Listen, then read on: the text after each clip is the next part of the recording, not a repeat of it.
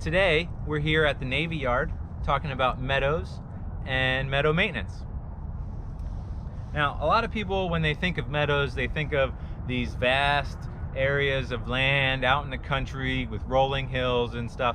And really, it doesn't have to be. And in fact, a meadow is just an open area of land that has primarily tall grasses in it and some wildflowers mixed in. Now, some of you may have wildflower meadows at home, and some of us that live in the city, we only see meadows out in areas like this, like League Island Park down at the Navy Yard. But if you look closely around the city, you can even find meadows growing in between row homes and on abandoned lots and things like that. And meadows are wonderful places for observing wildlife like pollinators and birds, but they need to be maintained.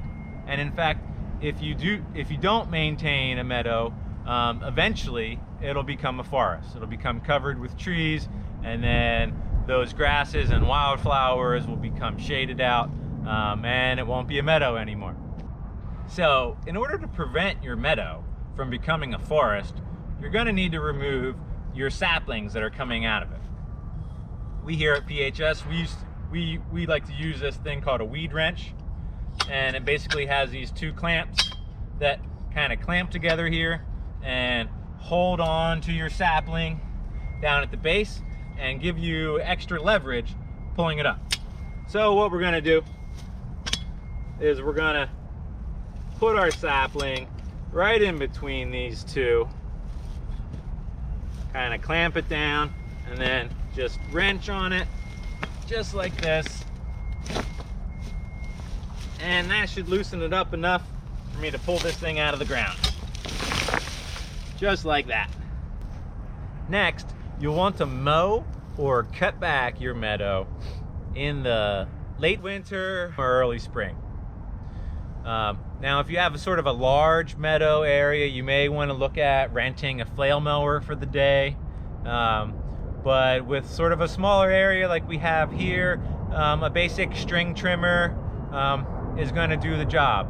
Now, not only does this tidy up the area and get it looking nice and green, but it's also going to allow the grasses and the plants to flourish.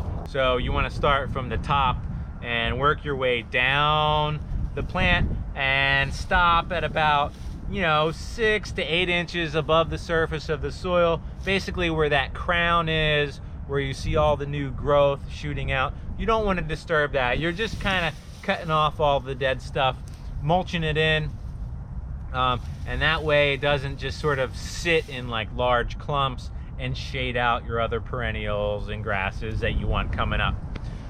Now, we are a little late getting to it here, but it's going to be okay. Everything's going to be all right. We're going to cut this down and make it happen, all right? We're all set up here. I got my PPE on. I got my gloves. I got my ear protection. I got my glasses on. I have one of these face masks here. This kind of prevents some of the woody debris from coming up at your face or some string from hitting you. So let's make this happen.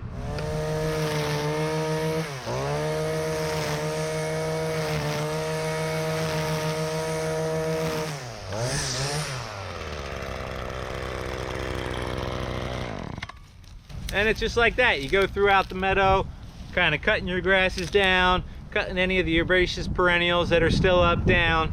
Yeah, it's fun.